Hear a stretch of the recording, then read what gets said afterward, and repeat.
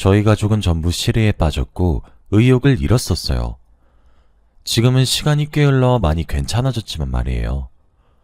그래서 그때 그 시절 이야기를 한번 해볼까 합니다.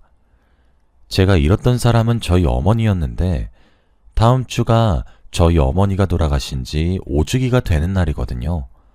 그래서 제가 한 사연이 하늘에 계신 어머니께도 닿길 바라는 마음으로 이렇게 글을 쓰게 되었습니다. 지금으로부터 약 5년 전 저희 어머니가 돌아가시게 되었습니다. 원래 건강하기도 했었던 분이셨는데 갑자기 아프시기 시작하더니 병이 순식간에 진행이 되게 되었고 결국 정말 슬프고 절망스럽게도 세상을 등지게 되셨어요. 저희 어머니는 생전에 받으신 유산들이 많았습니다. 외갓집의 막내딸이셨던 어머니를 외할아버지랑 외할머니가 다른 자식들보다 조금 더 챙겨주셨었거든요. 어머니가 돌아가시게 되자 그 유산들은 저와 저희 아버지에게 돌아오게 되었어요. 생전에 저희 어머니와 아버지의 금슬이 그리 썩 좋진 않았습니다. 이틀에 한 번씩은 싸우셨고 일주일에 한 번씩은 큰 고성이 오고 갔었어요. 두 분 다 성질이 좀 드센 편이었거든요. 그래서 정말 자주 싸웠어요. 싸우는 부모님을 뜯어 말리는 것이 저희 자매의 일상이었죠. 제게 위로 3살이 많은 언니가 있었는데 언니는 어머니를, 저는 아버지를 말렸어요. 항상이요. 결혼해서 분가하기 직전까지 말이죠. 그래서 다른 집보다 덜하다 싶었던 것이 두 분 다 입으로만 싸우셨거든요. 그래서 말리는 일이 꽤나 수월했죠. 투닥투닥거리기도 하셨고 왁왁 소리 지르기도 하셨지만 물건을 집어던지며 싸우신다거나 손찌검을 약하게라도 전혀 하지 않으셨습니다. 두 분 다요. 정말 입으로만 싸우셨죠. 그래도 저는 화목한 가정이 너무 갖고 싶었습니다. 싸우지 않는 가정이요. 맨날 지지고 볶고 싸우는 어머니랑 아버지가 이해가 되지 않았거든요.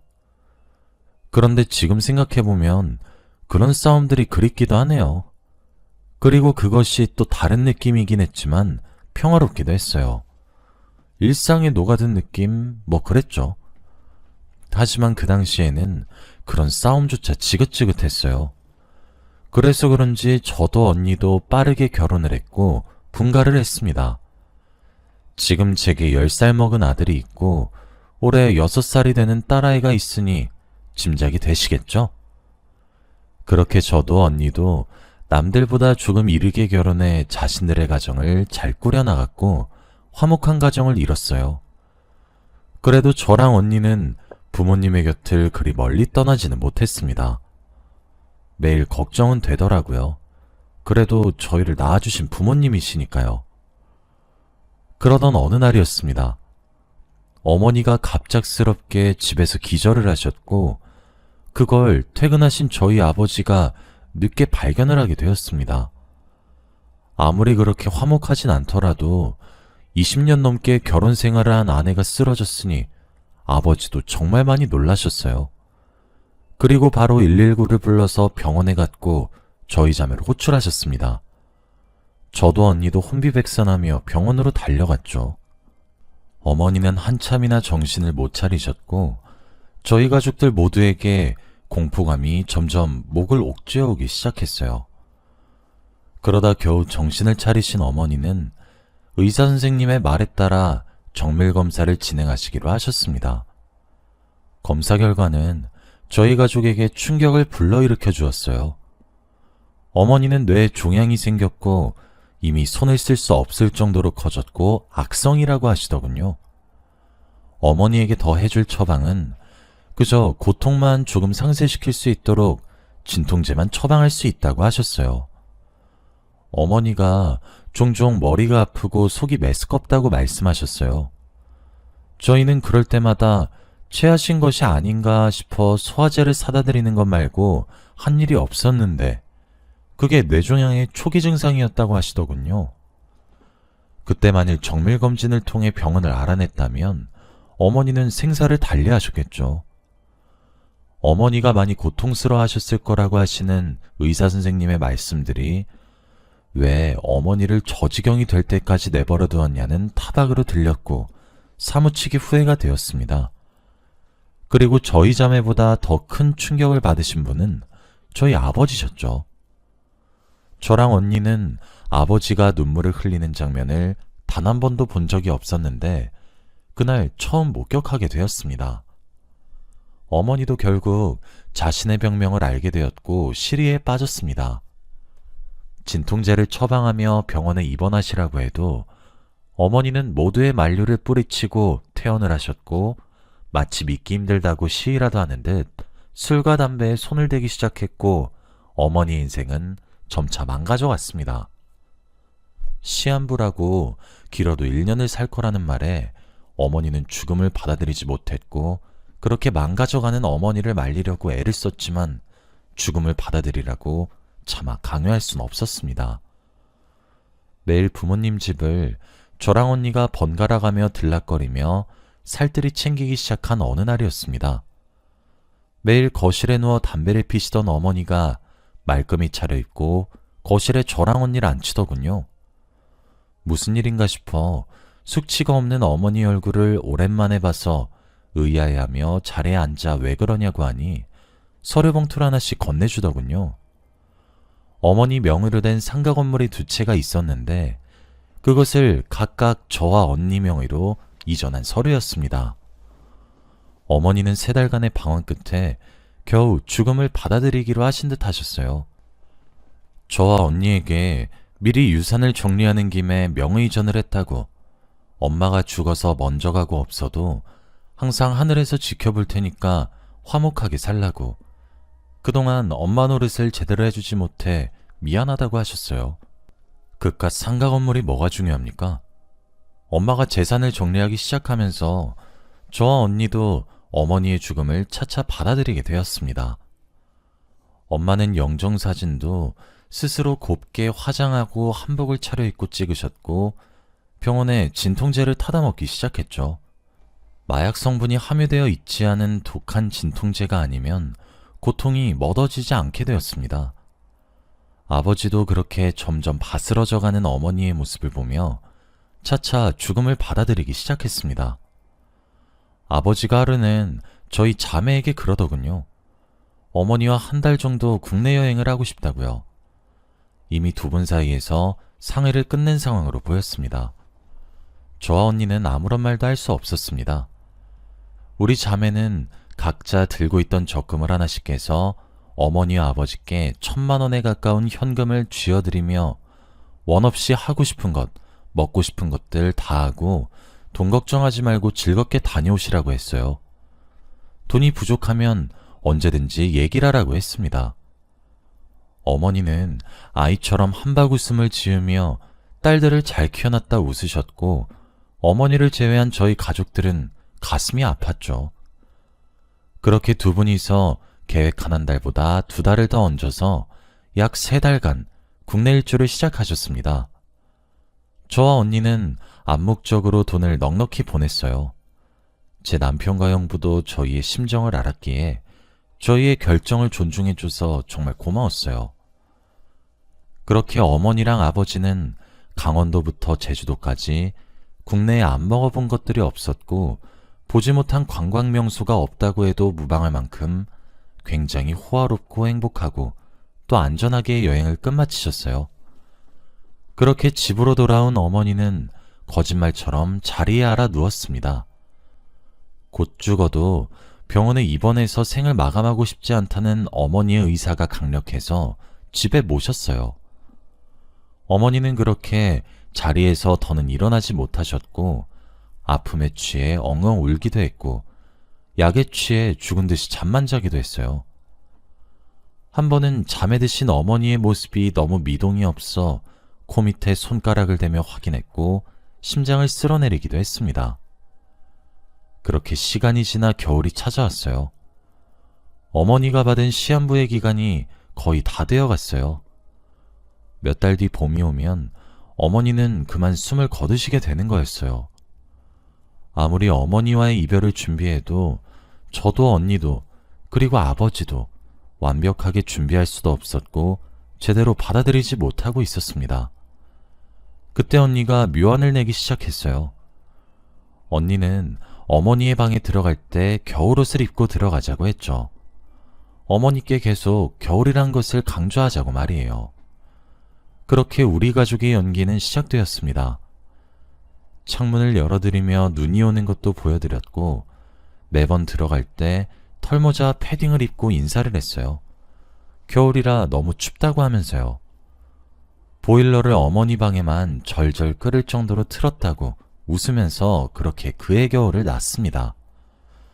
꽃이 피어나는 봄이 오고 무더운 여름이 오고 낙엽이 떨어지는 가을이 와도 저희의 연극은 계속되었어요. 어머니는 진통제에 취해 몸을 거동하지 못하신 지 오래되셨고 그렇게 속으셨습니다. 이번 겨울은 참 길다고만 하시는 어머니의 뇌에 자리 잡은 종양이 참 미웠고 저희들을 서글프게 했어요. 어머니가 요즘은 눈이 참 안 온다고 하면 제가 저희 신랑과 함께 윗집에 찾아가 양해를 구하고 들어갔습니다. 저희 사정을 이야기했더니 흔쾌히 허락해 주셨죠. 그렇게 어머니 방 바로 위의 자리에서 스프레이용 눈을 한참이나 뿌려대곤 했었어요. 언니가 엄마가 웃으신다고 잘했다고 하면 그게 그렇게 보람찼습니다. 언니의 계획은 엄마가 늦봄까지가 자신의 시한부 기간이라고 알고 있으니 시간을 겨울에서 멈춰버려서 죽음을 늦춰보는 것이었죠. 엄마는 의사가 선언한 1년의 시한부 인생보다 약 1년 9개월을 더 살다가 자는 잠에 돌아가셨습니다. 항상 쌕쌕거리고 숨을 헐떡이고 괴롭게 잠에 드셨는데 아버지의 말로는 뇌종양에 걸린 이후 가장 평온한 표정을 짓고 있었다 하셨죠. 그렇게 어머니가 돌아가시고 저희도 슬픈 마음으로 보냈습니다. 그리고 저희에게 변호사가 찾아왔어요. 어머니는 저희에게 상가 명의를 바꿔주시면서 유언장을 따로 작성하셨더군요. 유언장에는 상가는 아이들의 명의로 바꿨으나 자신이 가지고 있던 현금화가 된 재산과 집의 명의는 남편에게 준다고 적혀 있었고, 그러니 자신의 뜻대로 본인의 몫을 나눠 가지길 바란다고 적혀 있었어요. 그리고 아버지 앞으로 짧은 편지를 하나 남기셨죠. 아버지는 편지를 읽다 도중 결국 눈물을 참지 못하시고 꺼이꺼이 우셨어요. 무슨 내용인가 하여 아버지의 편지를 가져와 읽었습니다. 여보, 저예요. 당신 아내요. 그동안 저랑 결혼 생활하느라 수고가 참 많았어요. 우리 참 많이 지지고 볶기도 하고 많이도 싸우기도 했죠. 그래도 나는 당신과의 결혼 생활을 후회하진 않아요. 당신을 만나 눈에 넣어도 아프지 않을 우리 두 공주님을 낳았고 잘 키워냈으니까요. 20년이 넘도록 나랑 그렇게 지지고 볶고 싸우면서도 가정에 충실한 당신을 내심 존경했고 대단하다 생각했어요. 우리가 다른 부부들처럼 사랑한다 어쩐다 닭살 돋는 말들을 주고받으며 징그럽게 살진 않았지만 나는 나름대로 당신과 즐거운 부부 생활을 했다고 자부하고 있어요. 그렇게 많이 싸우면서도 나는 당신이 미웠던 적은 맹세코 단 한 번도 없었어요. 당신은 나와 달리 있었을지도 모르겠지만 만일 있었다면 너그러이 용서하세요. 그리고 내가 죽고 이 세상에 더는 없어도 우리 딸내미들 잘 부탁해요. 우리 아이들이 참 많이 여리잖아요. 당신은 우리 집의 가장이니 내 죽음에 많이 무너지지 말고 엉엉 울며 불며 난리를 피울 딸들을 위로해 주세요. 그리고 날 너무 오래 기억하지 말고 내가 당신에게 주는 현금과 집으로 새로운 여자를 만나 살아요. 저보다 훨씬 젊고 건강한 여자 말입니다. 그간 나와 오랜 시간 투닥거리면서 살아준 당신에게 내가 주는 보상이에요. 그리고 천천히 이곳으로 오세요. 당신은 30년은 더 살다가 와요. 아주 행복하게 말이에요. 그리고 아이들에게도 전해주길 바래요. 나도 누군가의 아내로서의 삶과 누군가의 엄마로서의 삶이 처음이라 서툴렀다고. 그래서 상처를 본의 아니게 많이 줬으면 어쩌나 참 마음이 무겁다고 말이에요. 그리고 많이 사랑한다고도 전해주세요. 그동안 고마웠습니다. 짧다면 짧은 그 글에 어머니의 담담한 마음이 전부 다 담겨 있었습니다. 저도 언니도 그리고 아버지도 결국 어머니의 장례를 치르며 거의 발작을 하듯 우는 것밖에 할 수가 없었습니다. 금슬이 좋지 않았다고 생각했었던 저희 어머니와 아버지는 다른 부부들과 달리 특별한 방식으로 서로의 애정을 표현했던 거였고, 아버지도 어머니를, 그리고 어머니도 아버지를 서로 존중했고 사랑했다는 내용과 그동안 고마웠다는 내용이 너무 담담해서, 그리고 행복하게 살다 오라는 문구가 참 가슴이 미어졌습니다. 그렇게 저희 가족은 어머니를 보냈어요. 지금은 그로부터 5년이란 시간이 지났습니다. 아버지는 어머니를 잃은 이후 시름시름 앓으시면서 많은 후회를 하셨어요. 제게 그러시더라고요. 생전에 못해준 것들만 생각이 그리 많이 나는데 우리들이 보내준 국내 여행을 다녀온 기억으로 괜찮아진다고요.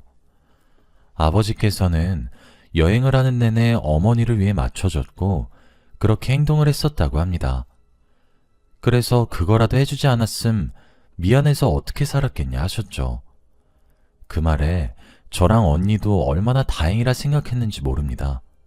그렇게 한참을 앓으시다 어머니의 죽음을 완전히 받아들이셨는지 자리를 훌훌 털고 일어나 생활하시기 시작했고, 동호회도 가입해 친구분들을 만나시기도 했고 놀러도 다니시기도 했죠. 그리고 지금은 어떤 여사님 한 분을 만나고 계십니다. 만나신 지는 한 1년이 조금 안 되신 것 같아요. 남편이 제게 하루는 물은 적이 있어요. 장인어른이 밉지 않냐고. 장모님이 돌아가신 지 얼마나 되셨다고 여사님을 만나는데 안 싫으냐고 말이에요. 제가 그래서 이렇게 질문했어요. 여보는 만약에 나이를 먹고 새로운 사람을 만났어? 그럼 그 사람이 좀 재정적인 여유가 있는 사람이면 좋겠어? 아니면 쪼들리며 살았으면 좋겠어? 그렇게 생각하면 조금 여유가 있는 사람이길 바라지. 전 남편의 대답에 이렇게 말을 했어요. 그래, 그래서 우리 어머니가 돌아가시면서 상가 건물을 제외한 모든 재산을 아버지께 드린 거야. 여유 있는 사람이 되어서 당신이 죽고 없는 세상 몇십 년은 더 살다가 올 건데 외롭게 살지 말라고. 아버지가 우리에게 손을 벌린 것도 아니잖아. 본인이 어머니께 받은 것들과 원래 가지고 계셨던 돈 이용해서 새로운 사람 만나는 것 뿐이야. 원망을 할 필요가 없지. 그래, 뭐 돈만 보고 접근한 여사님일 수도 있어. 함께 보는 자리를 마련하지 않아서 만나보지 못해서 모르겠지만 말이야. 그래도 난 괜찮아. 그때 아버지가 재산을 다 날려도 나랑 언니가 물려받은 상가 건물 있잖아. 그걸로 아버지 다시 보듬으면 돼. 하지만 우리 아버진 그러시진 않을 거야. 현명하시게 생각하실 줄 아는 분이니까. 아버지가 아버지 재산 사용하는 건데 그 권리는 본인에게 있는 것이고, 나랑 언니 둘 다 이만큼 두 딸내미 결혼도 시키고 가정 다 꾸리게 다 도와주셨잖아. 그래서 나도 언니도 더는 아버지에게 희생 바라고 싶지 않아. 그저 남은 생을 어머니가 남기신 말씀처럼 그저 행복하게 살다가 좋은 일들만 겪으시다 가셨으면 좋겠어. 그러니 아버지가 밉지도 않아. 물론 결혼하신다거나 그러시면 나랑 언니에게 새어머니가 생기는 거니까 조금 고민이 되겠지. 아직 우린 어머니를 전부 보내지 못했으니까.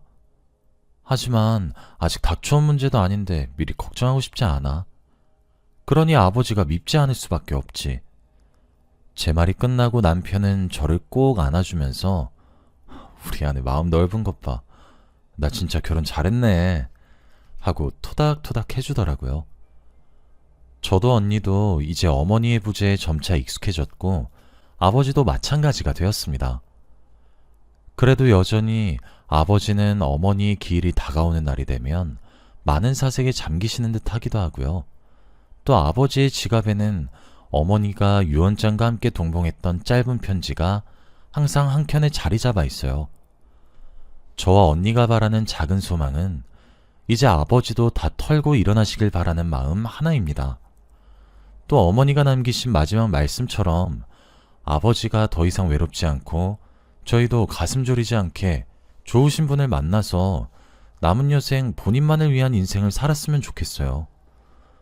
요즘은 아버지에게 종종 행복하게 사시라는 말을 건네어드리면 아버지는 그냥 허허 웃기만 하고 아무런 말씀도 하지 않으시죠. 이제 어머니의 길이 다가와서인지 유달리 어머니가 참 많이 그리운 나날들이에요. 어머니는 그곳에서 행복하시겠죠? 여러분들도 항상 부모님께 효도하세요. 그렇게 싸우고 속을 썩이고 그러다가도 돌아가시고 나면 눈물 짓는 사람은 저희 자식들이거든요. 저는 또 그러지 않기 위해 아버지와 더는 싸우지 않습니다. 여기까지가 제 이야기였습니다. 긴 이야기 들어주셔서 고맙습니다. 여러분들의 가정에도 항상 행복만 가득하시길 바라겠습니다. 안녕히 계세요.